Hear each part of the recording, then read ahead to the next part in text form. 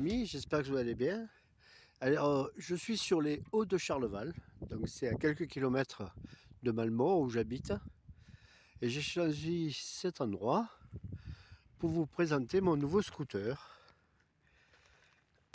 Comme vous pouvez le voir, on voit jusqu'à cette victoire de l'autre côté là-bas. C'est très joli. Alors, mon nouveau scooter, c'est un Piaggio.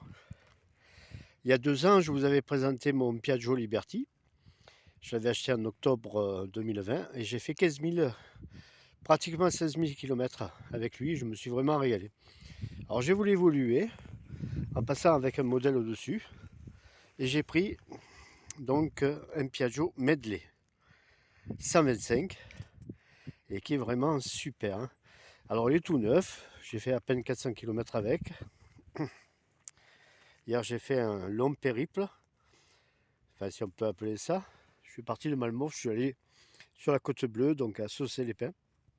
Et je suis revenu, donc c'est un petit périple de 180 km. Alors, qu'est-ce qu'il a de plus que le fameux Liberty? Eh bien, c'est surtout son moteur. Son moteur, c'est toujours un moteur iJet, sauf que celui-là, c'était 15 chevaux. Le Liberty en faisait 11. Donc beaucoup plus puissant. Et surtout, il est refroidi par liquide, ce qui fait qu'il donne de meilleures performances. Vous voyez, vous avez le petit réservoir qui est ici. Ensuite, le Medley est équipé toujours de grandes roues. Hein, c'est un scooter grande roue. 16 pouces à l'avant et 14 pouces à l'arrière. Il est équipé donc un frein à disque de 260 mm à l'avant et un frein à disque à l'arrière identique de 240 mm. Alors que le Liberty avait un frein à tambour. Il a 2 amortisseurs, ce qui lui confère un confort extraordinaire. Il est vraiment très confortable. Les pneus sont plus larges, on dirait des pneus de moto, comme vous pouvez le constater. Voilà, il a un pot catalytique puisqu'il est aux normes Euro 5 et donc catégorie critère 1. Il est équipé bien sûr pour le passager de cale-pied, comme vous pouvez voir, escamotable, très confortable. Hier j'ai chalé mon frère. Alors comme le réservoir est implanté sous le plancher, du coup ça fait une selle. Sous la selle vous avez un rangement assez vaste où on peut loger 2 casques intégraux. Alors, vous voyez le mien qui est ici et on peut en mettre un ici aussi. Allez. Donc beaucoup de place sous la selle, vraiment. Alors ce qui change aussi, alors là on a aussi un petit rangement ici. Bon, on ne peut pas mettre grand chose. Hein. Moi j'ai mis mon bloc piston, vous voyez, comme vous pouvez le voir. Et ici vous avez la manette qui permet d'ouvrir mécaniquement, manuellement, la selle. Sinon la selle s'ouvre en appuyant sur le bouton électrique qui est ici. Alors, ce qu'il y a de bien dans ce compartiment, c'est qu'il y a une prise USB, ce qui fait que vous pouvez charger votre smartphone ou votre iPhone pendant que vous roulez. Et ce qu'il y a surtout d'intéressant sur ce nouveau scooter, c'est le fait qu'il soit équipé du Start and Stop. Alors ça, c'est vachement bien. Je m'en suis servi toute la journée hier et c'est vraiment sympa. Hein. Donc le scooter s'arrête, par exemple, à un feu rouge. Et puis il suffit de tourner la poignée, hop, ça repart aussi sec. Alors là, je vais voilà, neutraliser parce que je vais vous montrer le tableau de bord. Voilà. Et on va démarrer le scooter. Vous allez entendre le bruit qu'il fait. Voilà, le scooter est en marche. Alors, on a un tableau de bord qui est très complet, très pratique, très lisible, de jour comme de nuit, même en plein soleil. Donc on a un compte-tours, l'indicateur de vitesse, la jauge de carburant, la température extérieure, l'heure, la température de l'eau. Ensuite, il y a bien sûr le totaliseur général et 2 trips. Voilà, un trip là, 103 km.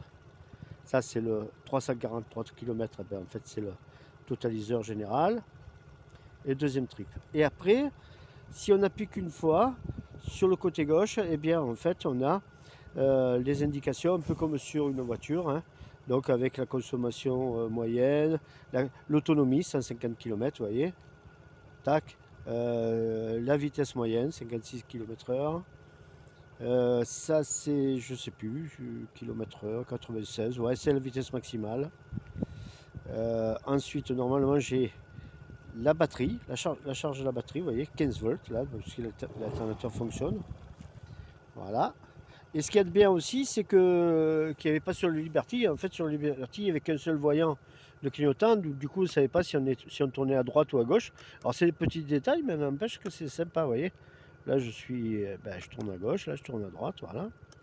Alors, l'ABS, bien sûr, hein, sur les deux, ça c'est très important, sur euh, les deux roues, hein. Donc ça freine vraiment bien, hein, c'est excellent, hein. Hier, là, j'ai dû piler parce qu'il y a un gars qui a pilé devant moi. Là, du coup, heureusement, je tiens bien mes distances, mais bon, ça, il a bien freiné, hein, franchement. Les rétroviseurs, super. Ils sont petits, mais alors vachement bien parce que ils passent au-dessus des rétroviseurs des voitures et en dessous des rétroviseurs des camionnettes, donc pas de problème. Pour ceux qui se faufilent dans la circulation, c'est très, très pratique. Bon, moi, c'est pas mon cas, hein. Moi, je reste derrière les véhicules. À mon âge, j'ai pas besoin d'aller plus vite qu'il ne faut. Alors, il est équipé aussi du système ASR, qui est en fait un stabilisateur par temps mouillé. Donc, il faut le calibrer. Là, je l'ai calibré, hein. Donc, vous voyez, il n'apparaît plus. Sinon, si j'appuie une seconde sur le bouton démarrer, ben, ça va me le mettre sur la position off. Donc, attendez, on va le faire. Normalement, ASR off. Bon, ça n'a pas marché. Voilà, ASR off, vous voyez. Et si je veux le réactiver, je rappuie encore une seconde sur le... Et ça le réactive normalement, voilà. Et ça l'a réactivé, vous voyez. Voilà, donc vraiment bien, hein. Super scooter, confortable, très confortable. Il encaisse bien les déformations de la route, vraiment, hein. Je vais vous montrer un peu la ligne devant, hein. Donc, alors oui, feu à LED, j'avais complètement oublié de vous le dire, donc, hein, il est équipé de feu full LED, hein.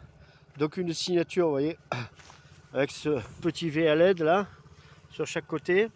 Alors là, il reprend un peu la décoration des scooters MP3, hein, les fameux 3 roues, hein, avec ce nid d'abeille là qui est très joli, avec un insert chromé, hein. Donc ce que j'aime beaucoup dans cette finition blanche, c'est qu'il y a un mix de blanc et de bronze, hein. Vous voyez, c'est très joli, hein, je trouve. Et puis la celle qui est marron, qui est vraiment sympathique, hein, comme vous pouvez le voir, hein. Alors, à cette vidéo, je joindrai comment on appelle ça, un descriptif entre le Liberty et le Medley, comme ça vous pourrez vous rendre compte un peu de l'évolution de l'un à l'autre, hein. Et, c'est un descriptif que j'ai fait et je le joindrai donc à la vidéo. Alors par contre, oui, alors il est équipé d'une béquille principale comme vous pouvez le voir. D'ailleurs on va l'éteindre. Là. Alors klaxon bien sûr, hein. Ici on a l'appel de phare, hein.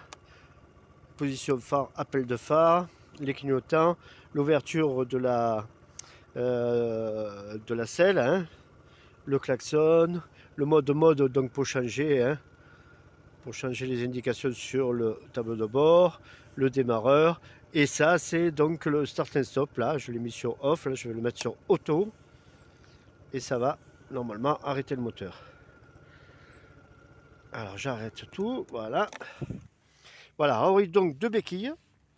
Et vous avez aussi une béquille latérale, hein. Alors voilà. Alors bien sûr, la béquille latérale, elle est sécurisée, hein, par un interrupteur. Donc vous ne pouvez pas démarrer le moteur si la béquille latérale est sortie, hein. Il faut absolument la rentrer. Il y a une indication sur le tableau de bord qui vous dit que la béquille est sortie. Et il y a un voyant qui vous dit que vous ne pouvez pas démarrer puisque sinon vous allez vous casser la figure avec la béquille sortie. Voilà. Donc écoutez, j'espère que cette présentation vous a plu. J'espère qu'elle est complète, hein.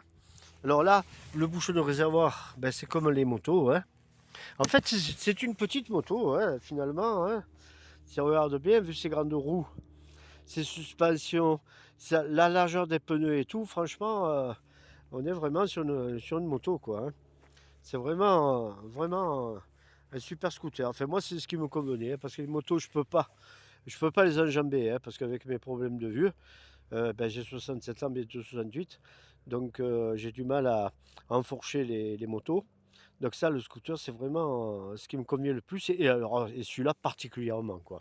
Autant je me suis vraiment régalé avec le Liberty, mais alors lui, c'est un cran au-dessus, quoi, on va dire. Voilà.